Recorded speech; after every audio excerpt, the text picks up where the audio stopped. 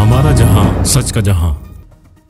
Security इदारों की जानिब से जनाह इंटरनेशनल एयरपोर्ट और इससे मुल्हिका इलाकों को रेड जोन करार दे दिया गया। जनाह इंटरनेशनल एयरपोर्ट पर किसी भी गैर कानूनी सरगर्मी की रोकथाम और मशकूक अफराद के दाखिले को रोकने के लिए पुलिस ने इजाफी चेक पोस्टें कायम की हैं। एयरपोर्ट से बजरिया अंदरून और बैरून मुल्क रवाना होने वाले मुसाफिर चेक पोस्टों से मुकम्मल क्लियरेंस के बाद ही एयरपोर्ट की हदूद में दाखिल हो सकेंगे। पुलिस की जानिब से इजाफी check post star gate, CAA club road, मदाम ब्रिज, मॉडल मोड़, ASF रोड चौकी पर कायम की गई। जनाह इंटरनेशनल एयरपोर्ट के रास्तों पर कायम की गई इजाफी चेक पोस्टों पर पुलिस और रेंजर्स आने वाले शहरियों और मुसाफिरों को मुश्तरका तौर पर चेक करेंगी।